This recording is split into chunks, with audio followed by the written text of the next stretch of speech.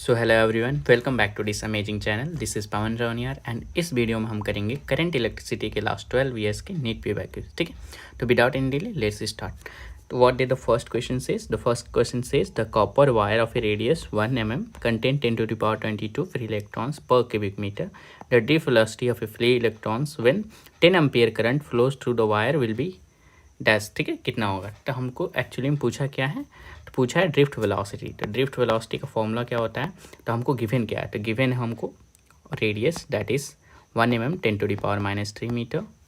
उसके बाद से है हमारे पास n that is number of electron 10 to the power 22 and the current given है विच इज़ 10 एम्पियर। ठीक है, हाँ, तो इससे देखेंगे तो हमको मिल जाएगा दैट इज़ वी का फॉर्मूला होता है। हम लोग यहाँ से करंट को लिख सकते हैं NEAVD। ठीक है, तो यहाँ से VD को लिख सकते हैं that is current upon NEA। ठीक है, करंट की वैल्यू कितनी है 10 एम्पियर। n कितना है हमारे पास 10 to the power 22।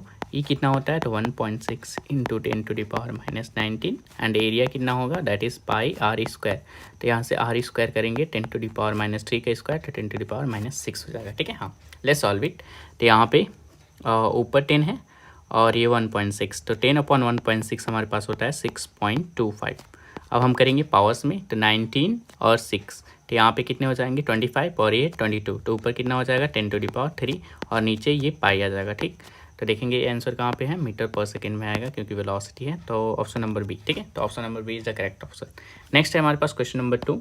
Across a metallic conductor of non uniform cross section cross section a constant potential difference is applied a quantity which remains constant along the conductor. ठीक है, तो question says कि हमारे पास एक metallic conductor है जिसका cross section area जो है वो नॉन यूनिफॉर्म है। ठीक है, तो let's say it's had a potential V, तो इसका पोटेंशियल डिफरेंस जो है उस पर अप्लाइड किया गया है। पोटेंशियल डिफरेंस यहाँ पे कांस्टेंट है। ठीक है, हाँ, तो जो क्वांटिटी इसमें कांस्टेंट रहेगी वो बताना है। तो एक्चुअली में यहाँ पे करंट ही कांस्टेंट रहता है, जो कि करंट इसलिए कांस्टेंट रहता है क्योंकि करंट का वैल्यू होता है दैट इज dQ/dt। ठीक है, हाँ, तो it depend on the charge per unit time. ठीक है, तो चार्ज कितना फ्लो कर रहा है, तो ये यहाँ पर भी और यहाँ पर भी दोनों कांस्टेंट रहेगा, इसीलिए ये फर्स्ट आंसर हो जाएगा। अब देखते हैं ये सब तीनों ऑप्शन क्यों नहीं होंगे, क्योंकि यहाँ पे ड्रिफ्ट वेलोसिटी ये भी एरिया पे डिपेंड करता है और यहाँ पे current density that is equals to J क्या होता है हमारे पास I/A, तो ये भी करंट डेंसिटी I/A, तो ये भी एरिया की इनवर्सली प्रोपोर्शनल होता है एंड इलेक्ट्रिक फील्ड भी डिपेंड करेगा क्योंकि यहाँ पे नॉन यूनिफॉर्म ज्योमेट्री है, इलेक्ट्रिक फील्ड ज्योमेट्री पे डिपेंड करता है। ठीक है, हाँ, तो यहाँ पे ऑप्शन नंबर ए हो जाएगा जो कि सेम रहेगा current.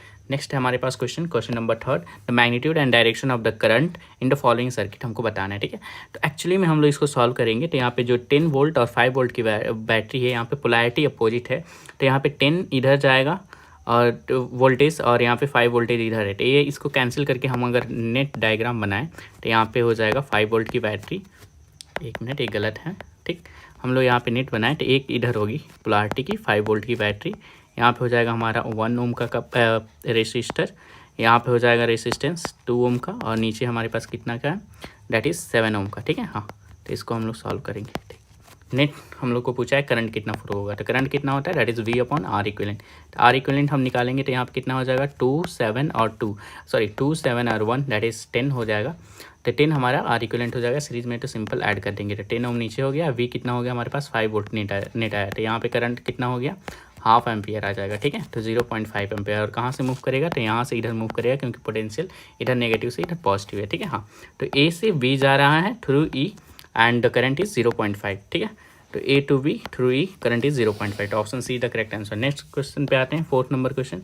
If the galvanometer G does not show any reflection in the circuit the value of R हमको निकालना है। ठीक है, हाँ, तो यहाँ पे G नहीं दिखा रहा है कोई भी डिफ्लेक्शन, मतलब यहाँ पे क्या है पोटेंशियल डिफरेंस 0 है, तो लेट यहाँ पर भी 0 है और यहाँ पर भी 0 है।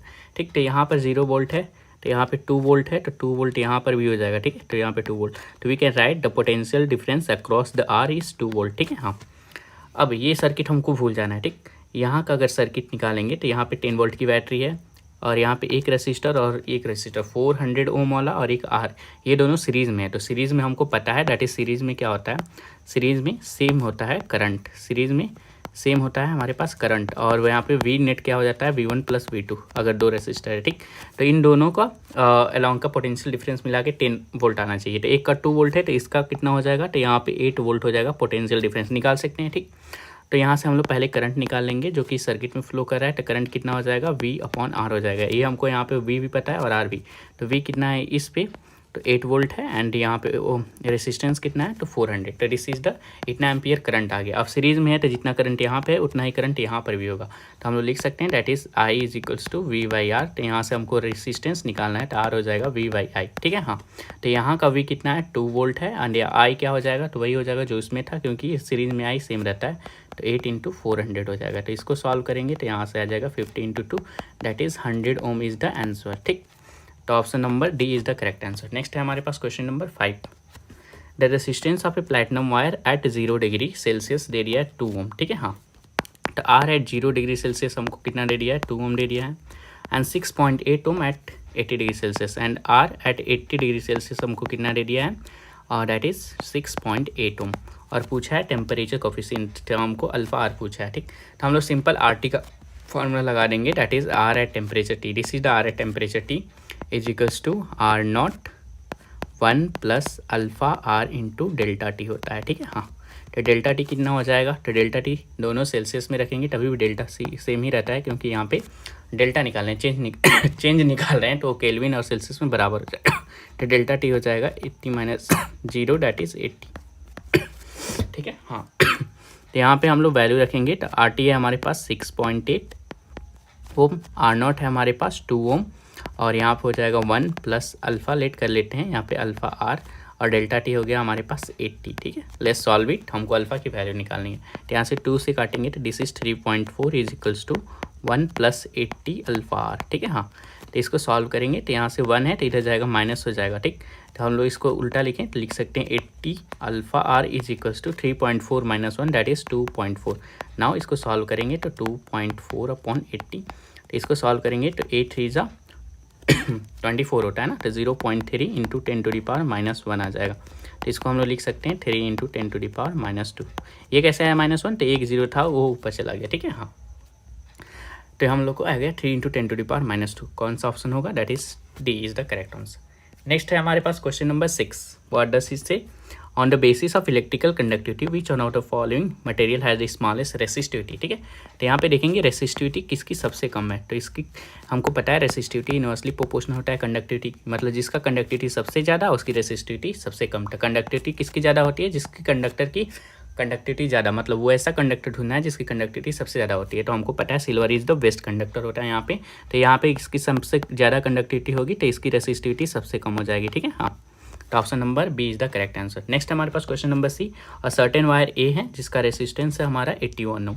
The resistance of another wire B of same material, यानी रो सेम है हमारे पास, लेंथ भी सेम है, बट डायमीटर इसका 2.5 हो गया, ठीक है। हाँ, तो रेसिस्टेंस कितना होगा, ठीक है। तो एक्चुअली में रेसिस्टेंस और डायमीटर में अगर हम रिलेशन निकालने तो हो जाएगा, ठीक। तो इनिशियली क्या है, दैट इज इनिशियली जो रेसिस्टेंस है वो 81 ओम है, which is inversely proportional to, अगर आगे निकालते हैं, विच डायरेक्टली प्रोपोर्शनल होता है ρl/a के, ठीक है। तो यहाँ पे ρl कांस्टेंट है। एक अगर देखेंगे तो r is inversely proportional to a, जिसे हम लोग लिख सकते हैं इनवर्सली प्रोपोर्शनल टू r²। तो इनवर्सली प्रोपोर्शनल हो जाएगा d/2 के होल स्क्वायर। अगर 2 को छोड़ दे कांस्टेंट है तो यहाँ पे हो जाएगा r is inversely proportional to d² directly लिख सकते हैं, ठीक। तो यहाँ पे जो r डैश हो जाएगा, यहाँ पे 2.5 हो गया है, तो d को हम लोग क्या लिख सकते हैं 1/3d² हो जाएगा, ठीक है। हाँ, जो किया जाएगा 1/9d², ठीक। और जो d² था वो हमारा r था, तो हम लोग यहाँ से लिख सकते हैं r dash is equals to r/9 and r की वैल्यू कितनी है हमारे पास 81, तो 81/9 that is equals to the 9 ohm, ठीक है। The answer will be the B. Next हमारे पास question number 8। The reciprocal of resistance, ठीक है। हाँ, तो रेसिस्टेंस का उल्टा कंडक्टेंस हो जाएगा, ठीक। अगर रेसिस्टिविटी दी रहती तो कंडक्टिविटी हो जाती, ठीक है। हाँ, नेक्स्ट हमारे पास क्वेश्चन नंबर 9 है। क्या कह रहा है, 2 solid conductor are made up of a same material, rho same है, have same length, L same है, this is L, this is rho, ठीक है। हाँ, this is rho and same resistance, and resistance भी सेम है, ठीक है। हाँ, one of them has a circular cross section area A1 है एंड दूसरे का square cross section area A2 है, तो A1/A2।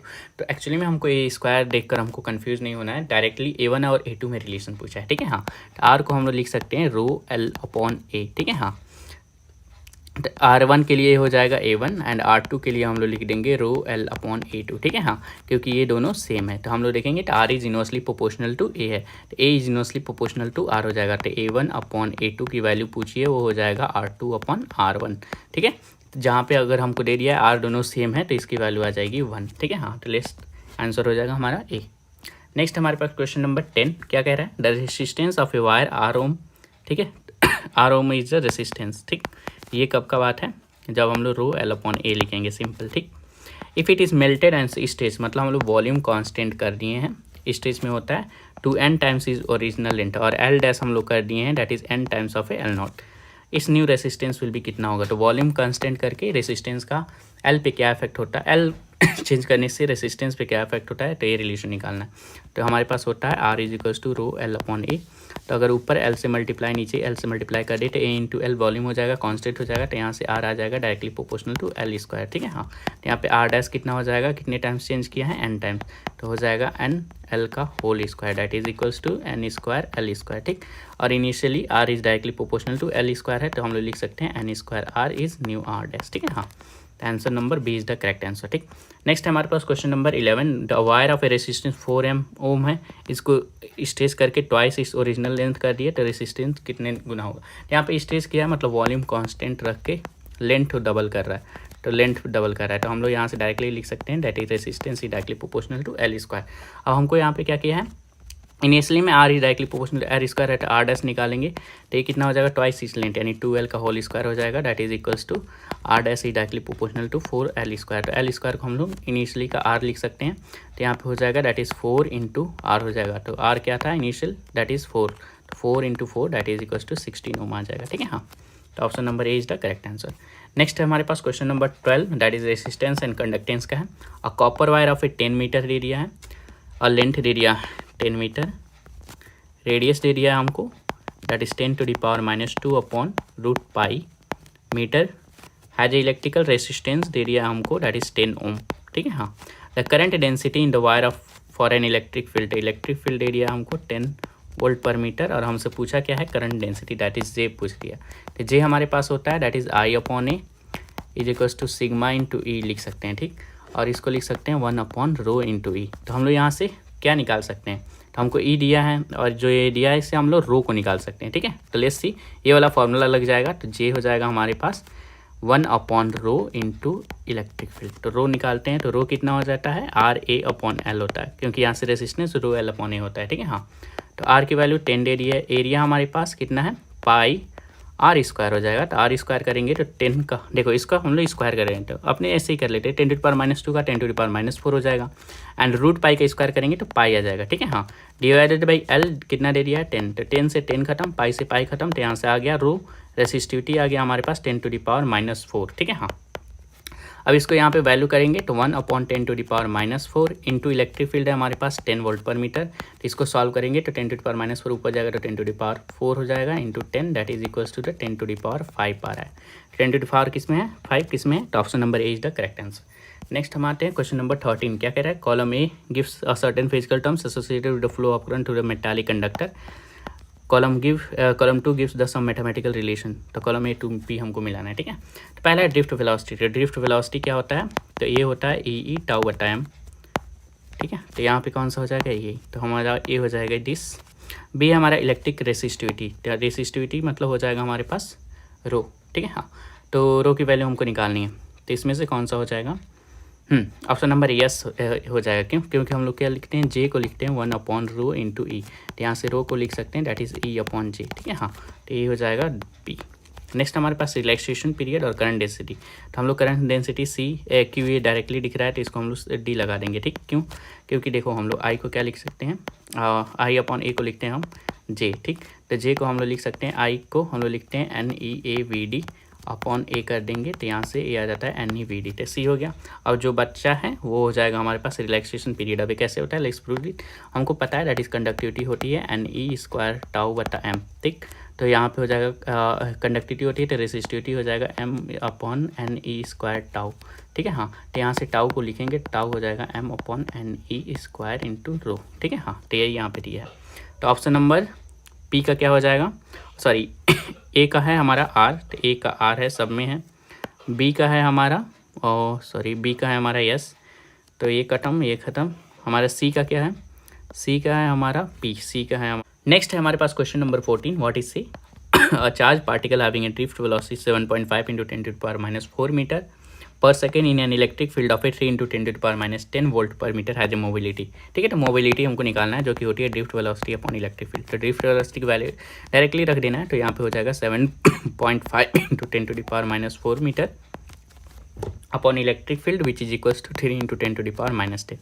लेट्स सॉल्व इट, तो इसको करेंगे तो ये आ जाएगा हमारे पास 2.5 × 10⁻⁴, ये ऊपर जाएगा तो +10 दैट इज 10⁻6 आ जाएगा। तो ये किस ऑप्शन में है, तो 2.5 × 10⁻6, तो option number A is the correct answer. ठीक है, हाँ, तो इसके साथ हमारा ये खत्म हो गया 14। तो यहाँ पे हम लोग एक्चुअली पार्ट 1 है, तो इसमें 14 क्वेश्चन किए हैं क्योंकि लंबा हो जाएगा बहुत ज़्यादा वीडियो। नेक्स्ट पार्ट में हम लोग नेक्स्ट सारे जो PYQ बचे हैं वो करेंगे। तो थैंक यू सो मच देखने के लिए। अगर अच्छा लगा हो तो सब्सक्राइब, लाइक और